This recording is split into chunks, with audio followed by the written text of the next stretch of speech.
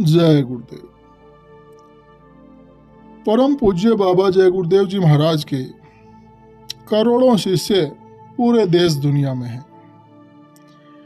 जो भी शिष्य बाबा जी से जुड़ा, हर एक की अपनी एक कहानी है। यूं ही कौन किसके कदमों में सर झुका देता है, समर्पण करता है, पर यह तो गुरु महाराज की कशिश ही ऐसी है, ऐसा उनका आकर्षण कि वो हर किसी को अपनी ओर खींच लेते हैं, अपना बना लेते हैं। उनकी दया तो हमेशा रही है, और जो भी उनके पास गया, उनको गुरु रूप में स्वीकार किया, तो उसने पहले उनको खूब परखा है, खूब आजमाया है। हमेशा से तो सुनते आए कि गुरु शिष्यों की खूब परीक्षा लेते थे पहले, तब जाकर उन्हें अपना शिष्य बनाते थे। पर यहाँ तो खेल ही सारा उल्टा देखने को मिला है। यहाँ तो शिष्यों को ही गुरुजी की परीक्षा लेते देखा है। गुरुजी परीक्षा में खरे उतरे, तब जाकर उन्हें अपना गुरु बनाया। तो आज का ये वाकया भी कुछ ऐसा ही है। इटावा के रहने वाले एक गुरु भाई, जिनका नाम रामचंद्र गुप्ता, उनका बतलाया हुआ ये वाकया आज यहाँ प्रस्तुत किया जा रहा है। उन्होंने बतलाया कि मैं कट्टर आर्य समाजी था। आर्य समाजी लोग पत्थर और मूर्ति पूजा के घोर विरोधी माने जाते हैं, और महात्माओं के प्रति उनके मन में आशंका बनी रहती है कि ये पाखंडी है।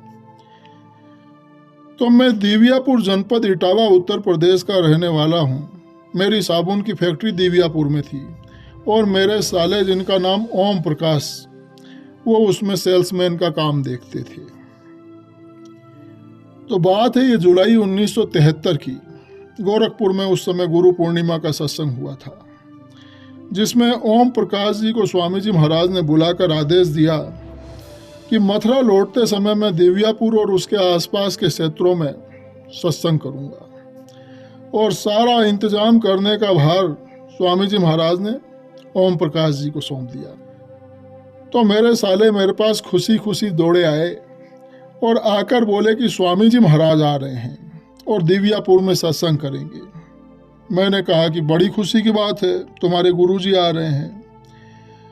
और इसके साथ ही फिर सत्संग के प्रबंधन का कार्य शुरू कर दिया गया। स्वामी जी महाराज निश्चित तिथि पर पधारे, सत्संग किया। तो गुप्ता जी बतलाते हैं कि मेरी माँ ने मुझसे कहा कि बेटा, तुम भी बाबा जी से नामदान ले लो। क्योंकि मैं आर्य समाजी था और महात्माओं में मेरा कम विश्वास था, तो मैंने माँ से हंसते हुए कहा कि माँ, तुम दत्तात्रेय की बहन हो। दत्तात्रेय ने 24 गुरु किए थे, लेकिन मैं तो एक ही गुरु सोच समझ कर करूँगा। तो मैंने तो नामदान नहीं लिया, लेकिन मेरी माता जी ने बाबा जी से नामदान उस सत्संग में ले लिया। तो स्वामी जी महाराज का सत्संग मैं बड़े ही ध्यान से सुनता था। तो सत्संग मैंने बड़े ध्यान से सुना, और उस सत्संग में मेरे मन में ये भावना बनी कि बाबा जी का जो आध्यात्मिक संदेश है वो इतना सरल है कि इतनी सरल भाषा में किसी महात्मा का प्रवचन मैंने पहले कभी नहीं सुना था। तो थोड़े दिन बाद मुझे सूचना मिली कि बाबा जय गुरुदेव जी महाराज का बड़ा कार्यक्रम हरिद्वार में होने जा रहा है, 24 नवंबर से लेकर 1 दिसंबर 1973 में। तो वैसे मेरी कोई भावना नहीं थी, लेकिन मैंने एक तीर से 2 निशाने साधने की योजना बनाई। मैंने अपनी माँ से कहा कि माँ, चलो हरिद्वार बाबा जी आ रहे हैं, अपने गुरु से मिल लेना, और मैं भी इसी बहाने हरिद्वार ऋषिकेश घूम लूँगा।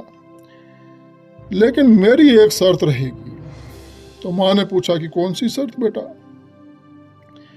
मैंने बताया कि शर्त यह है कि तुम हमसे गुरु बनाने के लिए नहीं कहोगी, और साथ ही साथ किसी भी मंदिर में एक पैसा भी चढ़ाने की जिद नहीं करोगी। माँ ने तुरंत शर्त मान ली। तो हम लोग रवाना हुए। तो 24 नवंबर को सवेरे 4 बजे हम लोग हर की पौड़ी पर हरिद्वार में पहुंच गए। मैंने पहले से ही दिव्यापुर से बस तय कर ली थी, और बस वो ठसाठस भरी हुई थी। तो गंगा नदी के तट पर जब हम लोग उतरे तो ठंड की हालत देख करके हिम्मत छूट गई। मन ही मन सोचने लगा कि 9 दिन यहाँ कैसे कटेंगे। यह तय है कि ठंड से या तो मेरी माँ मरेगी या मेरी दादी मर जाएगी। ये बात मैंने अपनी माँ से भी कह दी। तो कार्यक्रम का आयोजन हरिद्वार के चमगादड़ टापू पर होना था, जो हर की पौड़ी से करीब 1 फरलांग की दूरी पर आगे था। बड़े टेंट वहाँ लगे थे, लेकिन थोड़े से। तो मैंने स्वामी जी महाराज से जब कहा तो वे बोले कि किसी पेड़ के नीचे जाकर ठहर जाओ। तो जंगल तो था ही, उसके किनारे गंगा मैया की तेज धार। तो दिन में 2 बजे स्वामी जी महाराज का सत्संग शुरू हुआ। सत्संग जो था वो तो था ही, लेकिन एक बात मैंने बाबा जी की पकड़ी। बाबा जी ने सत्संग में कहा कि बच्चों को ठंड लगी होगी, लो आज मैं ठंड को बांध कर फेंक रहा हूं, ठंड को बांध कर फेंक रहा हूं। अब ठंड नहीं रहेगी जब तक ये बच्चे मैदान में हैं। ठंड से बाबा जी ने कहा कि जाओ तुम पुलिया के पार नगर में तब तक रहो जब तक ये बच्चे इस मैदान में हैं। और फिर नगरवासियों को चैलेंज भरे स्वर में बाबा जी ने कहा कि आप जब इस मैदान में आओगे तो आपको कोट उतारना पड़ेगा, और नगर में आप जब जाओगे तो 2-2 कोट पहनने पड़ेंगे। तो सत्संग सुनने के बाद मैंने अपनी माँ से कहा कि माँ, तुम तो कहती थी कि बाबा जी बहुत अच्छे हैं, लेकिन बताओ कहीं ठंड बांध कर फेंकी जाती है?